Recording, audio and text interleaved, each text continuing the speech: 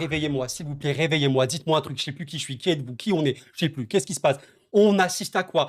Arrêtez, s'il vous plaît. Me dites pas qu'on a, je surjoue machin. Je surjoue pas, les gars, je pue, je schlingue. Bouchez-vous le nez, s'il vous plaît. Je ne dois pas prendre une douche, je dois prendre une rivière d'eau pour ne plus puer parce que je transpire. Que vient-il de se passer, les gars? Du fond du cœur, parce qu'on va parler d'Inter forcément, mais du fond du cœur, sincèrement, parce que je sais qu'il y a beaucoup de supporters du Barça sur cette chaîne. Force à vous, les gars. Vous voulez vous couper des réseaux, vous voulez prendre du temps, vous calmer, mais vous éloigner du football. Faites-le parce que là, je n'ose même pas imaginer la douleur qu'il y a. Mesdames, messieurs, l'Inter Milan, l'Internazionale vient d'éliminer, vous entendez bien ce que je suis en train de vous dire, d'éliminer le Barça dans une des plus grandes. En vrai, les gars, depuis que je vis, depuis que je suis ce sport activement, intensément, passionnément, c'est peut-être la plus grande. Non, c'est la plus grande double confrontation que j'ai dont on a assisté, je pense collectivement, j'ai plus de voix, je ne sais plus qui je suis. Allez rejoindre mon Insta si vous voulez, allez voir mon Insta, j'ai fait une story machin, je ne sais plus qui je suis. Aujourd'hui, il faut pas me demander d'être lucide parce que ce match-là, il est irréel. Il y a eu des prolongations, il y a eu voilà 22 tirs, 10 cadrés machin. Sommer il fait un match, voilà, Sommer il sort de l'espace, je sais plus qui est ce mec, Lamine Yamal, il a 3 ans et demi, d'accord. Lamine, s'il vous plaît, Lamine, frère, Lamine, tu es une légende. D'accord, c'est bon, là j'abuse évidemment, mais tu es un monstre, tu es un génie. Lamine, aujourd'hui, c'est peut-être le pire moment de ta carrière. C'est la première vraie extrême désillusion que tu as dans ta carrière. Mais Lamine, tu es un génie du football. Tu es un génie du football. Purée, les gars, c'est pas possible. 14 dribbles. 14 dribbles. 14 dribbles sur le match. 7 fautes subies pour Lamine. Il a gagné 23 duels dans ce match-là. Arrêtez-moi, je vous en supplie. Mais l'Inter Milan, qui est cette équipe? C'est quoi cette chose? C'est une équipe, c'est un train, c'est un camion, c'est tout en même temps, c'est une locomotive, c'est, je sais pas, quel est l'Inter? Équipe, le némésis des équipes hautes, comme ça, le jeu direct, ultra rapide, ultra fluide, les contres, les purées, mais la double confrontation de Denzel Dumfries. Mais qui es-tu? D'où sors-tu? Qui es-tu? Que vient-il de se passer? 7-6.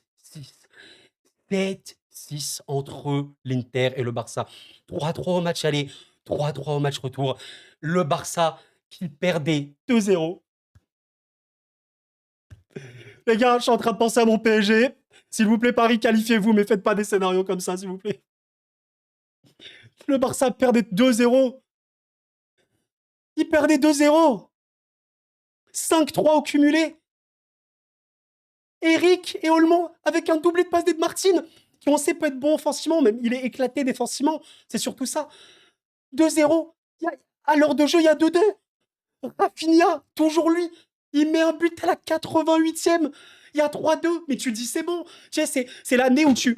Réveille-toi, réveille-moi. Je me réveille ou je me réveille plus, là? On est là. Tu dis c'est l'année où c'est bon.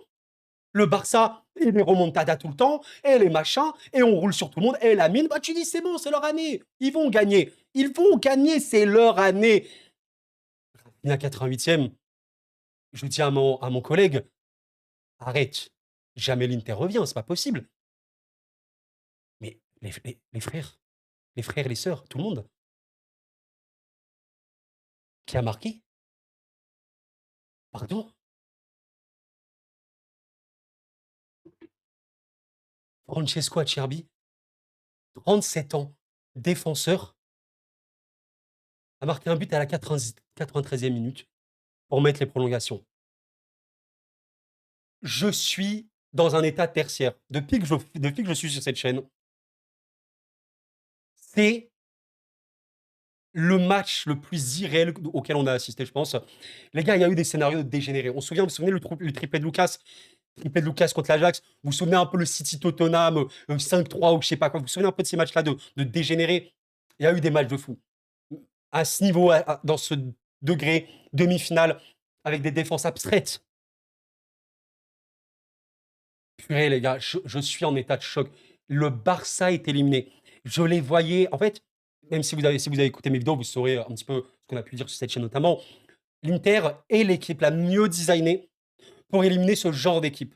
Parce que leur jeu direct peut poser problème à toutes les équipes du monde, surtout les équipes hautes. Donc Barça, Bayern qui ont été éliminés, qui auraient pu se qualifier, mais comme le Barça. Le Barça aurait pu éliminer l'Inter. Le Bayern aurait pu éliminer l'Inter, mais bien sûr, c'est pas le débat. Mais l'Inter a fait mal au Barça. L'Inter a fait mal au Bayern. Une équipe comme ça qui peut jouer très très haut, il y a également le PSG. On verra. On verra si le PSG va se qualifier. Mais si PSG Inter il est en finale, je vous en conjure, je pense que maintenant ça résonne à tout le monde, ne considérez pas l'Inter comme des petits. Parce que c'est quoi leur deuxième finale hein, en 3 ans? Ils sont très bien placés et très bien partis pour remporter cette Ligue des Champions. Qu'est-ce que les gars, je peux faire une vidéo comme ça, je hurle pendant 1 heure, je sais même pas quoi vous dire. J'ai pris des screens, mais j'ai même pas envie de vous les montrer parce que j'ai pris quand la première période. Juste là, c'est l'émotion que j'ai envie de vous transmettre. S'il vous plaît, faites vos retours, quoi. Sincèrement, quels sont vos souvenirs un peu historiques? Je sais qu'il y a des gens un peu plus anciens qui ont vécu des moments de fou, Manchester-Bayern, LDC, la finale, le miracle d'Istanbul. Bien sûr, ça, c'est des matchs de fou. Miracle d'Istanbul pour une finale, c'est peut-être le summum. Là, pour une double confrontation en demi, j'ai pas. Je me souviens de chez des délires Real City, des trucs comme ça, c'est vrai, mais alors là, le Barça, putain, les gars, je me suis dit, on en a tellement parlé sur cette chaîne, oh, on en a tellement parlé. Qu'est-ce que le Barça était fort cette saison? Qu'est-ce que le Barça était fort? Ils ont parmi les meilleurs joueurs du monde, quoi. Et ils sont perdus. Là, les gars, j'insiste là-dessus. Mais je pense que si tu es supporter du Barça ce soir, t'as une rupture là, t'as une rupture brutale. Vraiment, c'est irréel. Quand je pense qu'ils vont affronter le pire du pire, le Real, la Liga n'est pas terminée. Il y a notamment un déplacement à l'Espagnol lors du derby et à Bilbao, à l'Inter Milan. Et je vais quand même vous montrer les buts. Il faut que je vous montre tout ça parce que, en plus, il y a même eu une polémique arbitrage vis-à-vis notamment un potentiel penalty qu'aurait pu avoir, je sais, Lamine, je pense, Lamine. Non, mais Lamine. Non, mais vraiment, par contre, parlons de Lamine. Non, mais c'est pas possible. C'est pas possible. Je sais pas c'est qui ce mec. Mais Sommer. Les gars, Sommer, il fait des arrêts. Sommer, il fait 2 arrêts. Pour moi, parmi les plus stratosphériques que j'ai vu dans ma vie de fan. Il y a un arrêt qui fait. Le mec est derrière. Le ballon est derrière lui, il arrête. Il arrête comme ça, il nage le truc. On me dit dans l'oreillette, oui, un gardien, est-ce que c'est important pour gagner la Ligue des Champions, un gardien, c'est tout petit peu important. Ah, bien évidemment que c'est. Un Sommer moins bon, c'est le Barça qui passe. Thuram, il fait un match de dégénéré sur l'action notamment de Fratesi. Fratesi qui fait toujours des rentrées de dégénéré. Martinez qui a marqué. Acerbi. Non, les gars, il faut que je vous montre les buts. Il faut que je vous montre les buts, mais force, force, force. C'est juste irréel ce qu'on vit. Hein. Voilà, les gars, ça, c'est l'action qui a fait polémique. On peut la comprendre, honnêtement. Je pense que si on était supporter du Barça à ce moment-là, on pourrait le comprendre parce qu'en fait, il faut comprendre quelque chose. Je vais vous développer mon idée. Vous aurez votre idée sans aucun problème. En fait, ici, bon, Lamine, comme d'hab, hein, il a été très percutant. D'ailleurs, j'ai trouvé, si on parle un peu de tactique, Di Marco était plutôt bien quand même dans son match. Je trouve il sortait bien hein, sur Lamine. Est-ce que le changement pour mettre Carlos Augusto a vraiment été utile à l'Inter? L'Inter a énormément souffert, hein, le temps fort du Barça, ils ont nagé. Vraiment, en fait, il y a un tacle, bien sûr qu'il y a faute hein, de Mkhitaryan, pas de problème. Mais le truc, c'est que le début du tacle est évidemment à l'extérieur. Donc, il n'y a pas faute dans la surface. Mais notons que cette action, on peut considérer, si tu veux, que la fin de l'action, quand tu vois le pied de la mine à l'intérieur de la surface, Mkhitaryan a sa jambe sur lui. Ça peut être péno. En vrai, je connais pas assez les règles, mais ça peut être péno, même si évidemment, est-ce que le match s'est joué que sur ça? Bon, il peut y avoir 3-2 à ce moment-là, quoi, hein, je pense. Ouais, il faut que je vous montre les buts, les gars. Sinon, je vais être clair. Les gars, je suis KO. Je pense que vous êtes tous KO. On est tous KO, les gars. Non, mais ce match-là, les frères, je m'en remets pas. C'est au-delà d'un match légendaire. C'est un match mythique. C'est un match mythique, d'anthologie. Je sais pas on le classe combien, mais je m'en remets pas. Je vais pas m'en remettre. Je dois penser à PSG Arsenal, mais là, je vais pas m'en remettre. Euh, il y a eu beaucoup d'actions très très bonnes de l'Inter en première, où l'Inter a été quand même au-dessus hein, du Barça. Globalement, Barça qui mettait un peu de pression, mais pas assez. Et l'Inter qui sortait très très bien. Quand vous voyez ça, voilà pourquoi je vous dis à quel point cette Inter-là, et je suis pas du tout le seul à le dire, jouer, en fait, presser contre eux, c'est tellement piège. Je pense qu'aujourd'hui, l'Inter est une des équipes les moins pressables d'Europe. Entre guillemets, pressable, c'est un mot qui n'existe pas, vous avez compris. Parce que il ressort trop bien de la pression. Et quand il trouve les relais, quand il trouve la largeur ou l'intérieur, voilà, ici, Barella va être trouvé. Dumfries, ça va chercher. Au final, regardez le ballon, il va revenir sur De Jong, mais instantanément, instantanément, énorme pression de Di Marco et sans réfléchir. Et c'est ça les automatismes, le QI-foot. Une équipe qui se connaît par cœur. Je pense qu'aujourd'hui, dans les 4 équipes des demi-finalistes, l'Inter Milan est l'équipe avec le plus d'automatisme, l'équipe qui a travaillé le plus son plan de jeu sur plusieurs années. On sait qu'Inzaghi l'a depuis longtemps, même si c'est l'équipe qui a pas le plafond maximal le plus élevé. Pour moi, le Barça reste au-dessus notamment. Le PSG peut rester au-dessus, entre autres. Ils se connaissent trop. Et là, quand tu as une récupération comme ça, que instinctivement, tu as Di Marco qui peut transmettre pour Dumfries qui atomise la défense comme ça, c'est une folie. Le jeu direct de l'Inter est probablement le meilleur jeu direct au monde. C'est fluide, ultra rapide, très peu de passes pour arriver vers le but. Bien sûr, Dumfries fait un match de dégénéré encore. Lautaro termine ici. Voilà, ça c'est du chef-d'œuvre. Ça c'est du football. Il y a même eu des sorties de balles que je vais vous montrer quand même. Quand vous voyez ceci, il faut comprendre un truc. Bastoni, qui est considéré comme un des meilleurs défenseurs du monde, mais pourquoi il est considéré comme un des meilleurs défenseurs du monde? Bastoni, c'est notamment un défenseur moderne qui peut être rude sur l'homme, mais qui est surtout un défenseur de construction et d'animation, de relance et de percussion. Quand vous avez ici, donc il y a un pressing haut du Barça, Bastoni va chercher Di Marco, en remise une touche, il va trouver Di Marco dans l'intervalle. Di Marco se projette. Il finit ici sur l'action. Vous vous rendez compte, imaginez d'autres défenseurs que vous avez dans votre club, bah, je sais pas, voilà, Koubarsi, Marquinhos, Saliba, etc. Voilà, ça c'est Bastoni. Et quand tu as autant de dédoublements de fonction, quand tu as autant de qualité individuelle, bon, voilà, cette action-là, il y a strictement, regardez bien, hein, l'action de l'Inter, c'est pressing du Barça. Il y a une passe, c'est une remise en jeu classique, passe de Bastoni pour Di Marco, passe pour Bastoni, percussion de Bastoni, transmission Çalhanoğlu, je pense, Mkhitaryan, 3 passes, quatrième passe pour Lautaro. Il y a un compte d'Inigo. Il y a eu 4 passes, action de but pour le l'Inter. Voilà ce qu'est l'Inter. Donc, à un moment où le Barça était extrêmement mis en difficulté sur ça, le but arrive très logiquement. Et voilà, les gars, je suis. Waouh, waouh, waouh, waouh. Il faut que je vous montre le but qu'il y a eu en fin de match. J'ai pas tous les buts, les gars. J'ai vraiment pas tous les buts. 88e minute. Le Barça qui, en seconde période, a éteint l'Inter. On peut argumenter ça par plusieurs raisons. Gestion des temps forts, temps faibles. On peut pas être au max dans ce genre de match sans 90 minutes, c'est absolument impossible. Je te dirais que l'Inter a été au-dessus en première. L'Inter a été au-dessus en prolongation, première partie. Et ont été relativement solides en seconde partie de prolongation, même si Sommer arrête fou. Lewandowski raté. Lewandowski, dur. Aïe, aïe, aïe, dur pour Lewandowski. Mais là, un Inter qui est trop descendu. Trop. Et là, t'as un moment, t'as un déséquilibre. Pedri qui a fait un match. Pedri sera pas en finale, les gars, c'est fou, hein. Là, je me suis dit, ils vont peut-être la gagner, quoi. Incroyable. Déséquilibre extrême de l'Inter qui se concentre trop sur le côté gauche du terrain. Et regardez Rafinha. Rafinha qui, j'ai trouvé, est rentré un peu dans ce match timide, mais qui a fait une fin de match notamment. Combien de duels par Rafinha? Combien de duels sur ce match-là? Combien d'actions? Je sais même pas si on a les stats ici. Rafinha, euh, pff, ouais, 4 duels remportés sur 8, 6 récupérations. Extrêmement actif en fin de match, beaucoup de retours. Je pense que c'est un des joueurs qui a le plus couru, sans aucun débat. Et là, évidemment, Pedri, je pense, hein, pour Rafinha. Et le tueur, qui peut être très décisif, il met dans le vent la défense et il termine. Et il termine bien lourd. Alors là, ce qu'il y a eu, ils ont vraiment eu très chaud le Barça ici, parce que alors, je sais plus ce qui est le joueur ici, peut-être Ferran. Heureusement qu'il ne touche pas, parce que là, s'il touche, il y a hors-jeu. Il y a vraiment hors-jeu. Mine, hein, vraiment la mine de Rafinha, ça part au petit filet. Pour moi, c'est bon. Pour moi, c'est bon. Les gars, le Barça, pour moi, c'est bon. Tu vois, c'est vraiment le scénario cliché un peu shonen que tu connais. L'équipe perd 2-0 à l'extérieur. L'antagoniste, le temps, il est chaotique. La pression. Et là, il y a un but. Il y a un deuxième but. Le match, il s'emballe. Et fin de match. Derniers instants. Le troisième. Tu connais ces scénarios-là. Mais ce but de Rafinha était le dernier du match. Et il y en a eu 2 autres après. Le dernier pour le Barça, je veux dire. Et là, on est sur une action paranormale. Pour moi, je vois ça. C'est là où je me dis que le football dépasse notre compréhension. Et c'est pour ça que je ne suis pas là du tout pour critiquer les autres sports ou quoi. J'aime énormément le sport de manière générale.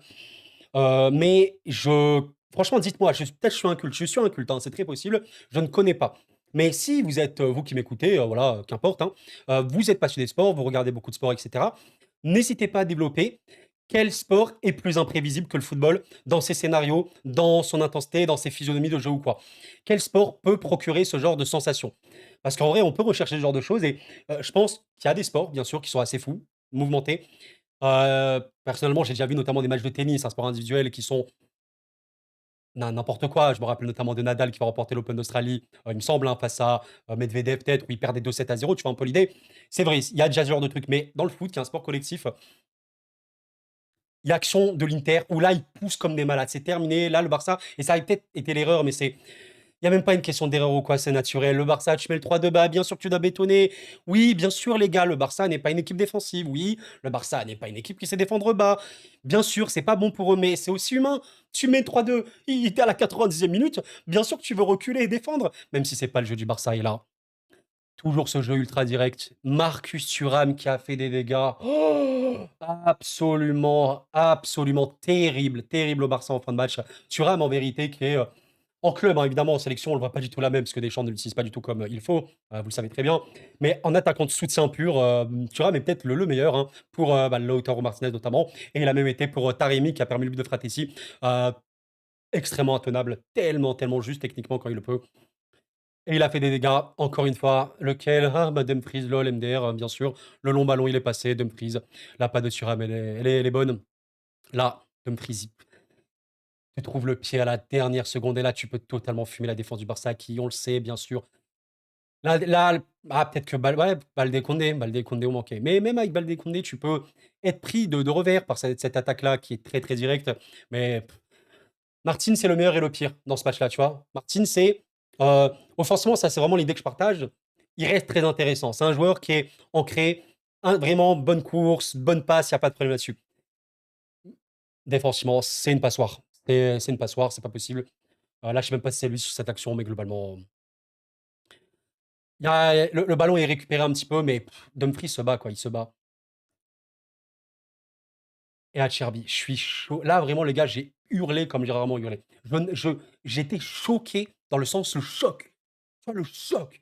T'es choqué. Acerbi qui était resté en pointe. Francesco Acerbi en pointe. La frappe de Dumfries et Acerbi marque. Mais quelle est cette dimension? Mais pourquoi? Mais c'est quoi ce truc? Qu'est-ce que c'est que ce... Là, les gars, c'est le paranormal. Pourquoi Acerbi était en pointe? Alors, j'ai pas revu l'action, mais je crois qu'il y avait peut-être un corner avant une touche, je sais pas quoi. Il était resté haut. Acerbi, défenseur central. 37 années. 37 années. Dire qu'on avait une défense globalement euh, Bastoni, De Vrij, Pavard, et c'est Acerbi qui marque. On va arrêter la folie. Bon, après ça, hein, j'ai pas les autres buts, mais l'Inter marque à la 90e, 99e. J'ai essayé de le chercher parce que le but est très très beau, hein. Factuellement, il est très très beau. Bon, les gars, j'ai pas trouvé son but, mais en gros, Thuram qui a été très intenable. En fait, une défense du Barça trop fixe. Trop fébrile, trop fébrile, trop fébrile. Bon, les gars, c'est. Le pire, c'est que Chesney fait. En fait, ouais, peut-être que Chesney. Peut-être ça a été une histoire de gardien au final. Parce que voilà, c'est ce qu'on dit notamment en live. Quand tes défenses sont pas très bonnes, notamment dans ces matchs-là où en fait, c'est pas simplement une qualité pure de défenseur, mais plutôt une question d'animation du match, gestion des temps forts, temps faibles. Et c'était typiquement, on pouvait imaginer des matchs comme ça, très chauds, avec beaucoup d'attaque-défense, beaucoup de défense déséquilibrées, c'était normal. Mais on disait justement, dans ce cas où les défenses, ça plonge, la fin, c'est le mec avec les gants. C'est le mec qui va te faire les arrêts. Et ben encore une fois, les gars, comme au match aller, où Chesney fait 0 arrêt au match aller, là, il en fait 3, mais il en prend 4. Sommer en fait 7. Sommer fait 14 arrêts. Il en fait 7 à l'aller, il en fait 7 au retour. Mes chers amis, je suis dans une émotion quasi unique. On a assisté, et je serais dit ça pour la fin de cette vidéo, on en reparlera clairement de ce match-là. 66% de passes réussies pour l'Inter. Preuve d'un jeu extrêmement direct et d'une pression folle du Barça. 63 en seconde période, ça m'étonne pas du tout. Ils ont été en difficulté. Voilà, la première partie de mi-temps a été vraiment meilleure hein, pour l'Inter et à la fin, le Barça a essayé mais n'a pas réussi. Mesurons, mesurons, s'il vous plaît, ce que venons de vivre. On vient d'assister collectivement, tous ensemble. Et c'est pour ça que je fais notamment cette chaîne. C'était ma motivation de vivre aussi ces matchs-là et de transmettre cette passion avec vous. Qu'importe qui on supporte. Alors évidemment, aujourd'hui, tu supporter de Barça, tu as envie de rien entendre, il n'y a pas de problème là-dessus. Mais aujourd'hui, tu vis un truc, t'es neutre, Normalement, ce soir, tu aimes un peu plus le football. Normalement, même si voilà, il y aura toujours cette question d'arbitrage, toujours, toujours, toujours, toujours. Parce que c'est le football, parce que l'arbitrage est humain, parce que la VAR peut être utilisée de plein de façons. Aujourd'hui, ce qu'on va retirer de ça, c'est ce score, c'est ce résultat. À jamais dans l'histoire, le 6 mai 2025, à jamais, à jamais, à jamais, nous retiendrons le match retour Inter-Barça, la double compensation générale, comme étant, et je pense de manière très facile, un des plus grands matchs de l'histoire du football moderne. De l'histoire tout court, peut-être, oui, parce qu'un 7-6, 3-2 à la fin, égalisation 3-3, alors qu'il y a une remontada du Barça, l'Inter qui s'impose 4-3 au final après prolongation. C'est ce qu'on appelle un des plus grands matchs de l'histoire du football, je pense. Et l'Inter est en finale de la Ligue des Champions. Nous pouvons considérer l'Inter favori au vu de ce qu'on voit et au vu de la résilience absolument démentielle qu'ils ont. Et ouais, bon, maintenant ça va être au tour de PSG Arsenal. Là, je viens de dire ça, les gars, j'ai une pression de dégénérer. Bon, on en reparlera. Mais là, faut pas se fail, hein. Faut pas se tromper. Ma finale de rêve, c'était PSG-Barça. J'ai toujours dit sur cette chaîne depuis des mois et des mois. Maintenant, ma finale que je souhaite évidemment, c'est PSG-Inter. Le football. Vive le football. Prenez soin de vous, les gars. Prenez soin de vous. Portez-vous bien. On en reparlera très, très, très vite. Nous connaîtrons la finale de la Ligue des Champions après le match PSG-Arsenal. On y va. Prenez soin de vous, les gars, et la paix sur vous.